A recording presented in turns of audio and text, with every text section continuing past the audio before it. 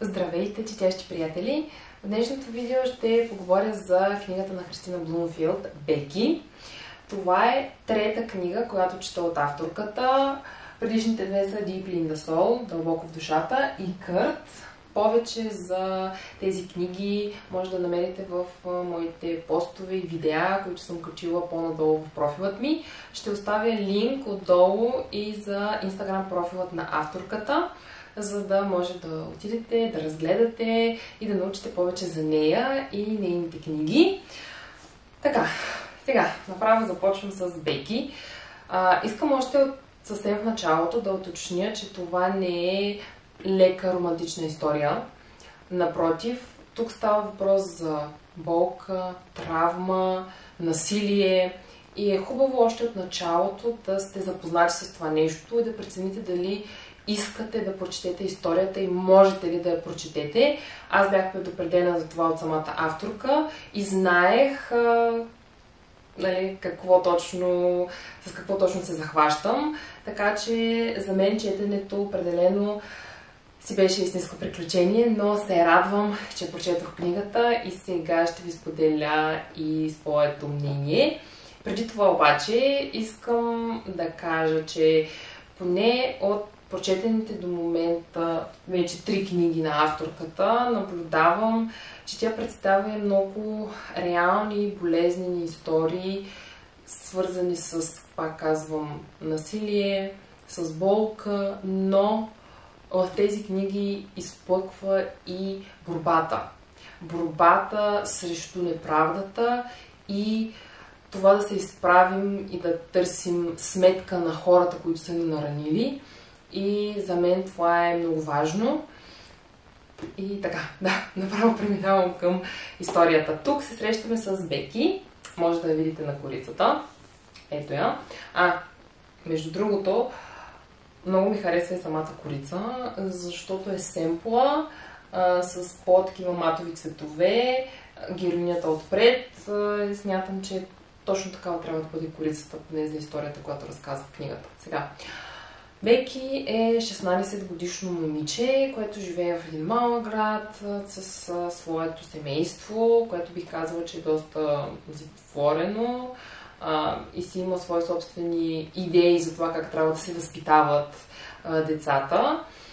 Тя ходи на училище, всичко е съвсем нормално, докато един ден обаче, прибирайки се от училище, тя се натъква на 4 пияни мъже, които я отвличат, изнасилват я брутално и едва не я убиват, като й нанасят много прободни рани. Събуждайки се след това преживяване, тя открива, че е напълно сама, защото нейното семейство решава, че не иска да има абсолютно нищо общо с нея и я изпращат при нейния братовчет. И оттам нататък вече започва да се развива цялостната история. Ние проследяваме какво се случва с Беки, когато пристига при своя братовчет, там се запознава с неговите приятели, опитва се да превъзмогне това, което и се е случило, което се оказва, че никак не е лесно да се случи. И тук е момента пак да кажа, че авторката просто този ужас, който се представя, който е преживяла Беки, главната героиня, е представен много тактично, издържано и може би, ако не беше така, и не знам защо дали щях да успея да продължа да чета книгата, но тази първа сцена, тези първи страници показват майсторството на авторката, за да се постави на мястото на героинята и да опише всичко това, което тя преживява с толкова ужасяващи подробности, бих казала. На пръв поглед може да изглежда, че книгата крие единствено болка и така, но не е така. Аз открих и много позитивни моменти и елементи, които е вкарала авторката. Пак казвам, основното нещо е тази борба, която води героинята. Авторката е направила доста задълбочени проучвания в различни области и това си личи. Действието мога да кажа, че обхваща един по-дълъг диапазон от време и ни се дава възможност да проследим цялата тежест на това престъпление, какво се случва в повечето случаи с самото разследване, ако то стигне до съда, там какво се случва. И това беше много интересно да се проследи. Така че да, на мен книгата много ми хареса. Даже бих казала, че за моя изненада, докато пишех писменото ревю, установих, че може би от трите книги, прочетени до момента, тази най-ме е докоснала чисто емоционално. И ако трябва да ги подредя, може би Беки ще е под номер 1. Доколкото разбрах, хората, чели книгата, имат полярни мнения, или много харесват, или не я харесват. Аз съм от тези, които много я харесаха.